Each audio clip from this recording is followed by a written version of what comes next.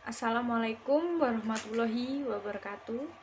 Perkenalkan, nama saya Dela Arif Pratiwi dari Universitas Muhammadiyah Jember yang akan melaksanakan PLP 3 di SMA Muhammadiyah Rambi Puji. Sebelum memulai pembelajaran pada hari ini, marilah kita berdoa bersama-sama. Berdoa dimulai. Berdoa selesai.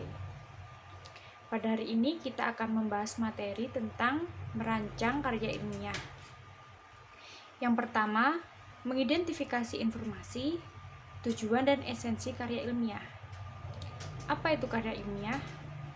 Karya ilmiah adalah laporan tertulis yang diterbitkan untuk memaparkan hasil penelitian atau pengkajian yang telah dilakukan oleh seseorang atau sebuah tim dengan memenuhi kaidah dan etika keilmuan yang dikukuhkan dan ditaati oleh masyarakat keilmuan. Karya ilmiah menyajikan masalah objektif dan faktual. Lalu ada struktur karya ilmiah.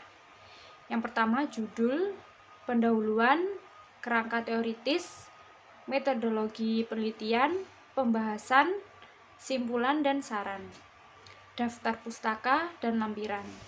Yang pertama yaitu judul.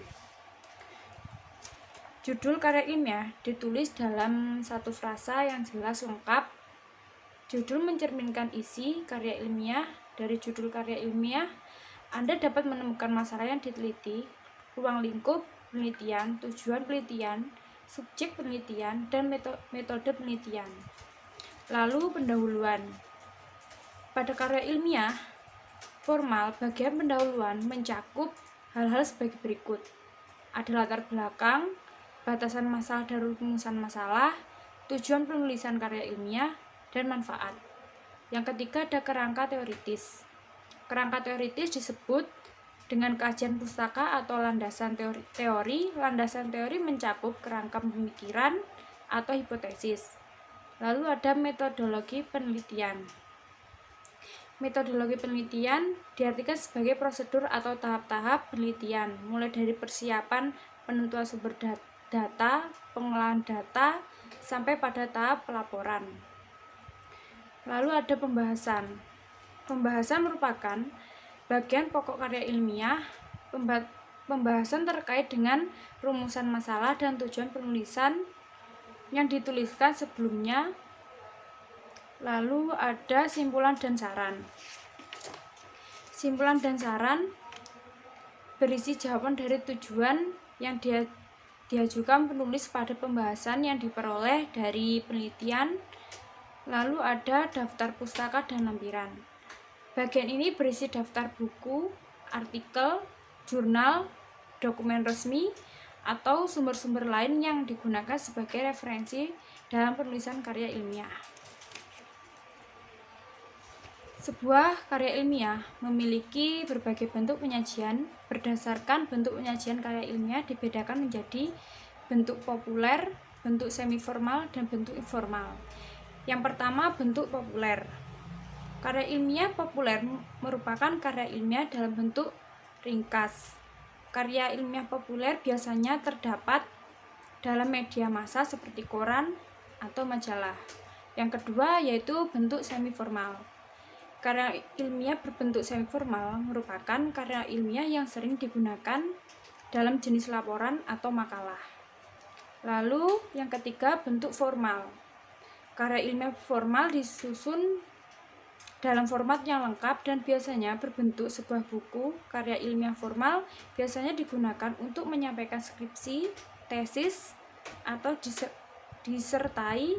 Karya ilmiah formal lengkap mengandung judul, tim pembimbing, kata pengantar, abstrak, daftar isi, pendahuluan, telaah kepustakaan atau kerangka teoritis, metode penelitian, pembahasan hasil penelitian, simpulan, daftar pustaka, dan lampiran.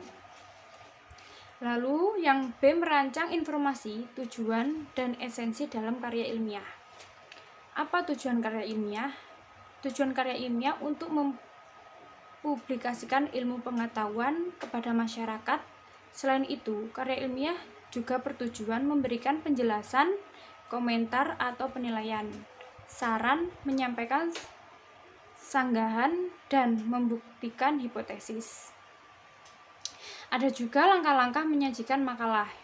Yang pertama, tampillah sebagai pemakalah setelah mendapat izin dari moderator.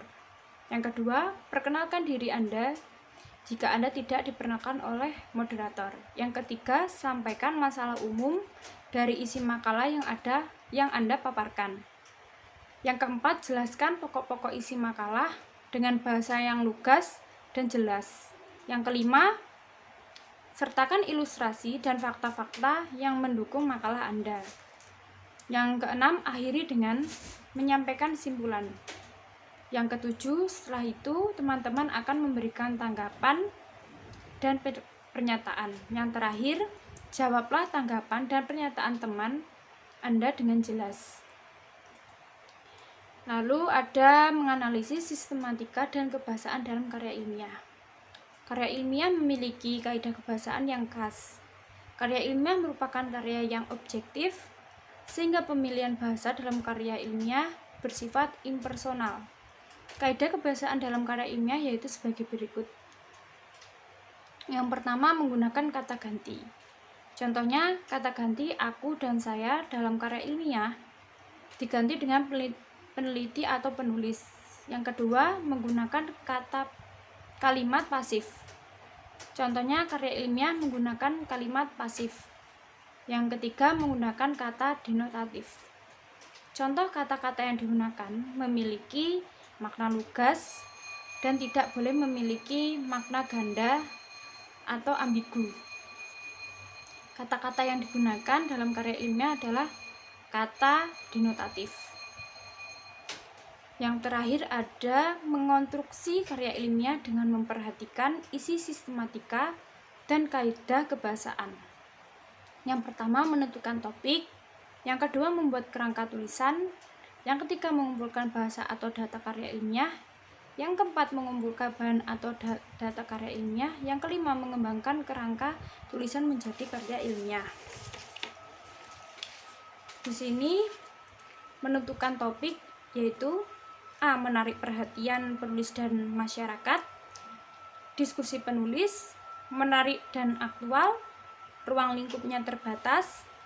Yang kedua, membuat kerangka tulisan. Kerangka tulis dibuat untuk memudahkan penulis melakukan penulisan. Kerangka tulisan juga akan memberikan sistematika yang jelas. Yang ketiga, mengumpulkan bahasa atau data karya ilmiah. Bahan atau data sebuah karya ilmiah dapat ditemukan dengan melakukan observasi atau hasil penelitian. Yang keempat, mengumpulkan bahan atau data karya ilmiah. Mengembangkan karya tulis menjadi karya ilmiah, kerangka yang sudah ada dikembangkan menjadi karya ilmiah berdasarkan data-data yang dikumpulkan, sistematika karya ilmiah, dan kaidah kebahasaan karya ilmiah. Sekian materi pada hari ini, kurang lebihnya mohon maaf. Wassalamualaikum warahmatullahi wabarakatuh.